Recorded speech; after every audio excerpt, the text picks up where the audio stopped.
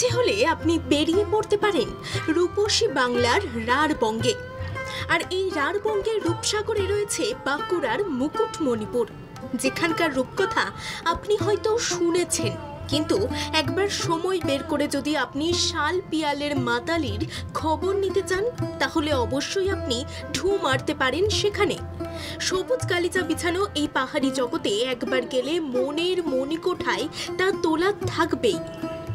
বাঁকুড়ার একেবারে দক্ষিণে কংসাবতী ও কুমারী নদী যেখানে মিলিত হয়েছে, সেখানেই গড়ে উঠেছে মুকুটমণিপুর জলাধার।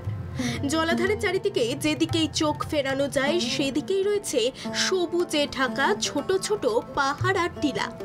ইচ্ছে হলে মুকুটমণিপুর জলাধারের পাড় ধরে হেঁটে অথবা ভ্যান রিকশায় চড়ে সোজা চলে যেতে পারেন জলাধারের গায়ে থাকা পরেশনাথ পাহাড়ে।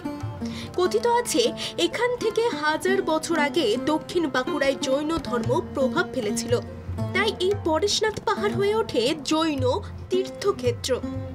পাহাড়ের গায়ে ছড়িয়ে ছিটিয়ে থাকা পাথরের জৈন তীর্থঙ্করদের একাধিক মূর্তি সেই সাক্ষ্য এখনো বয়ে চলেছে।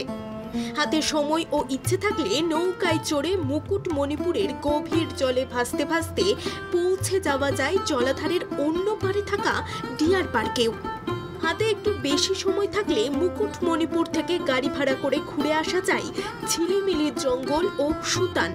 ভাগ্য প্রসন্ন হলে দুপাশের ঘন শাল পিয়ালের জঙ্গল পেরিয়ে ঝিলিমিলি ও সুতানের রাস্তার ধারে চোখে পড়তে পারে জংলি ময়ূর, শেয়াল বা ছোটখাটো বন্য প্রাণীদের চলাফেরা।